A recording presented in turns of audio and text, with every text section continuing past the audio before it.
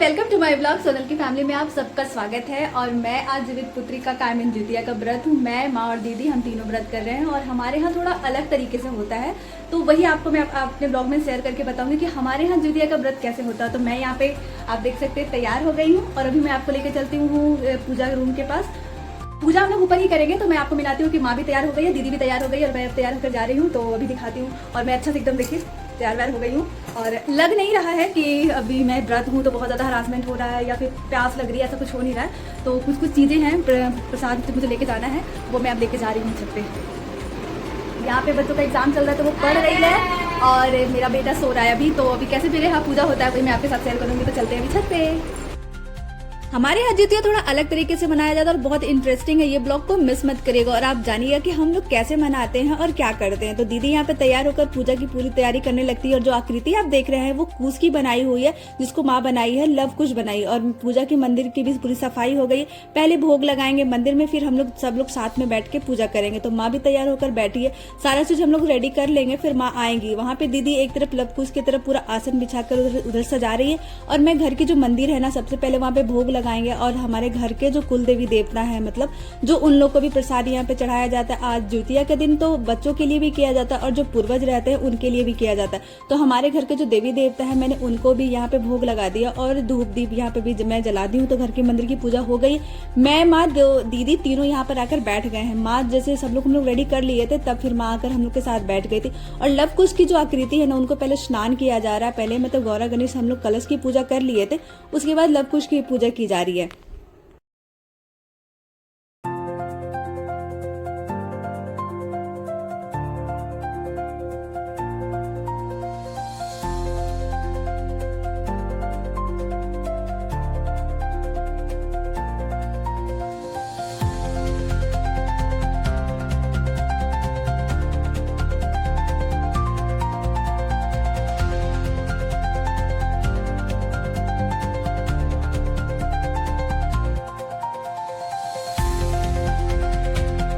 हम लोग तीनों मिलकर पूजा शुरू कर देते हैं और सबसे पहले भगवान को स्नान कराया जाता है। उसके बाद उनको वस्त्र, जनेऊ, फूल माला और जो जूतिया होता है ना उसको पहनाया जाता है। पर यहाँ पे मैं ना जनेऊ उलझ गया था तो उसको खड़ा होकर मैं सीधा कर रही थी, फिर उनको पहनाएंगे। और माँ को जैसे कि अब उम्र के हिसाब से दिखाई थोड़ा कम देता तो उनको हर चीजें बताना पड़ता है कि यहाँ पे चढ़ाना, यहाँ पे।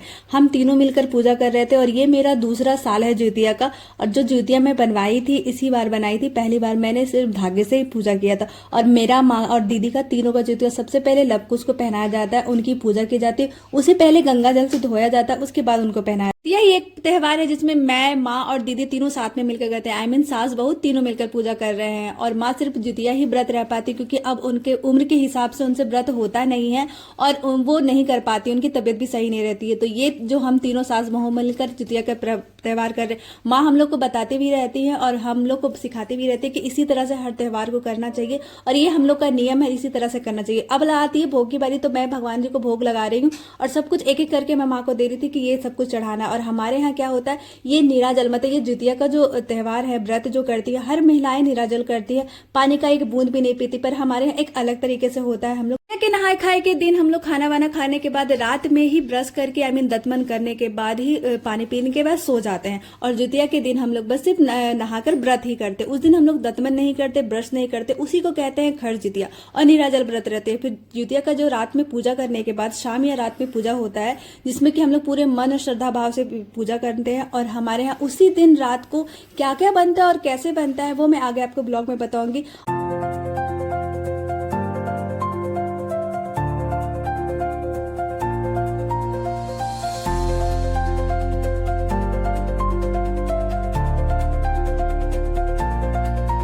मेरा भी बेटा बीच बीच में आकर पूजा हम लोग के साथ कर रहा था और अब पूजा हो गया है तो अब आती है कथा की बारी। और यहाँ पे हम लोग के यहाँ बहुत तरह का पुस्तक है जिसमें हर तरह का हमारे यहाँ किताब है, क्योंकि पूजा होती रहती है। मैं यहाँ पे जीवित पुत्रिका का कथा निकाल लेती हूँ और यहाँ से मैं इसी तरह कपड़े में लपेट कर हर किताब को रखती हूँ। उसके बाद मैंने जीवित पुत्रिका का कथा निकाला, उसके बाद फिर हम लोग कथा करेंगे और फिर आरती करेंगे।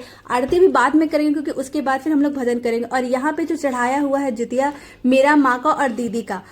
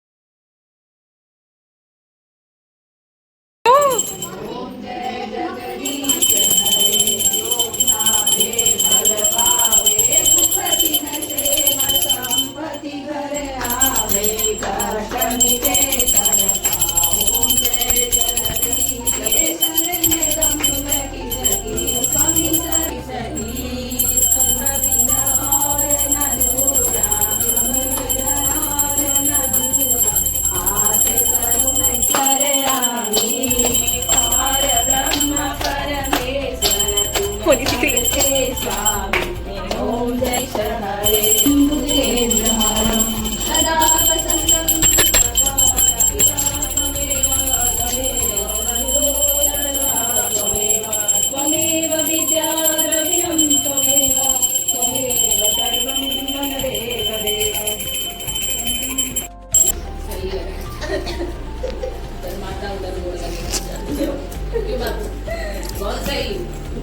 इधर भगवान को भी लगो, इधर भी सोन दे, इधर देखो।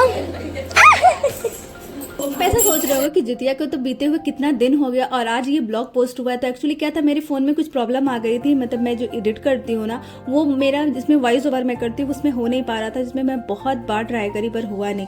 तो इस वजह से मैंने छोड़ दिया था। बट आज मैंने ट्राई किया तो वो वॉइस ओवर हो गया, तो मैंने इसको वीडियो को आपके साथ शेयर किया। मैंने रात को पूजा करने के बाद फिर जब सब बड़ों का आशीर्वाद लिया, भगवान का आशीर्वाद लेने के बाद सुबह सवेरे हम लोग अलार्म लगा रहे थे, क्योंकि इतना सवेरे उठने का आदत नहीं है। तो मेरा 2:15 का अलार्म बज चुका था। मैं यहाँ पे जाग गई थी, मैं और दीदी दोनों जाग गए हैं। और मैं आपको बाहर लेकर चलते हुए, कितना घना अंधेरा है और पक्षी आवाज़ कर रही, मतलब बहुत ज़्यादा चिड़िया के, पक्षी, कीड़ों मकोड़ों का सबका आवाज़ आ रहा था। नहाने धोने के बाद घर की सफाई भी कर ली हूँ, और क्योंकि साफ़ सुथरा करने के बाद ही खाना बनाया जाता है। तो यहाँ पे इस तरह बहुत सारा सब्जी हम लोग के यहाँ बनता है।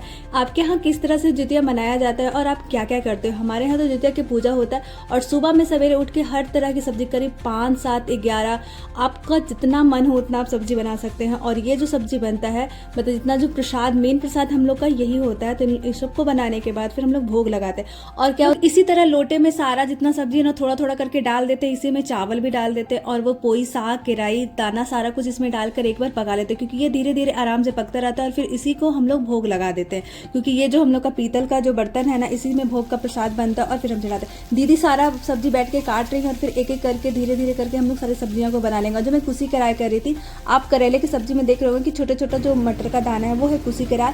और ये पोई की साग जो होता है ना, हमारे जितिया में मेन होता है, सब सारी सब्जियों में डाला जाता है। साग भी इसका बनता है और पकौड़ी भी बनता है। तो यहाँ पे सारे चूल्हे पे हम लोग का, मतलब तीनों चूल्हे पे खाना बना शुरू हो गया। एक एक करके सारी सब्जियां दीदी काट रही है और काटती जा रही है, फिर हम लोग बना रहे हैं। और हमारे यहाँ नेनुआ, मतलब झींगे जो होता है वो बहुत मेन होता है। कंदा का सब्जी भी बनाना बिल्कुल ही जरूरी होता है। मैं दीदी दोनों बातें भी कर रहे थे, क्योंकि हम लोग खड़ा खड़ा थक भी गए थे, व्रत भी है, इतना सारा खाना भी बनाना, तो एकदम थकावट भी हो रही थी। पर ये सब प्रसाद बनाना भी बहुत जरूरी था।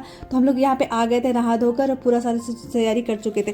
अब सारा कुछ हम लोग का बन गया है प्रसाद के लिए। दीदी अब जाके भोग लगाएंगे। और यहाँ पे अब लास्ट में, सबसे लास्ट में ना, हम लोग पकौड़ी तलेंगे। उसके बाद फिर अब कैसे हम लोग जितिया का पारण करते, अपना व्रत तोड़ते थे। यहाँ पे देखिए इतनी सारी वेराइटीज़ की हमारे सब्जी, तो टोटल हम लोग के यहाँ ना 13 तरह की सब्जियाँ बनी थी, मतलब चावल, दाल और चटनी उटनी सब मिलाकर इतनी।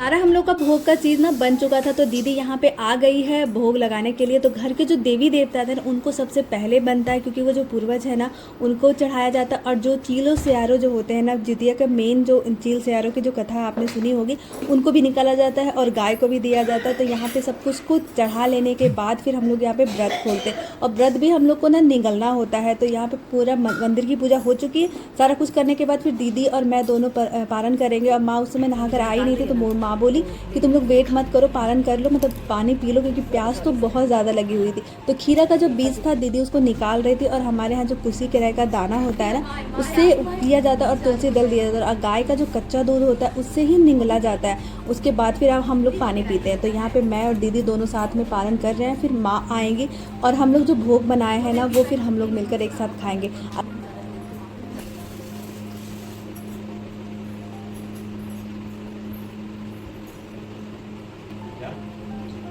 सारा भोग का बन गया था और हम लोग माँ का ही इंतजार कर रहे थे। और मैं आपको दिखाती हूँ, देखने में हम लोग को इतना ज़्यादा अच्छा लग रहा था ना, एकदम जैसे एक हर तरह की सब्जी एकदम सजी हुई थी और बहुत अच्छा लग रहा था। तो और अब माँ आ गई थी नहा धो के, तो दीदी फिर हम तीनों लोग का खाना निकालने लगती है। और हमारे यहाँ फिर चावल ही सुबह में बनता है और पकौड़ी, ये फिर जो कुसी किराए का झोर होता है इसी का दाल बनता है। तो दीदी मेरा, माँ का और अपना, हम तीनों निकाल के फिर एक साथ हम लोग बैठकर यहाँ पर पालन का व्रत तो खोलेंगे। तो मेरी वीडियो अगर आपको अच्छी लगती है और पसंद आती है तो मुझे लाइक से सब्सक्राइब करना बिल्कुल न मिलती है मैं नेक्स्ट वीडियो में। तब तक के लिए बाय एवरीवन, एंड आप अपनी फैमिली एंड फ्रेंड के साथ मेरी वीडियो को शेयर करें और मेरी फैमिली के साथ आप जरूर एंजॉय करें।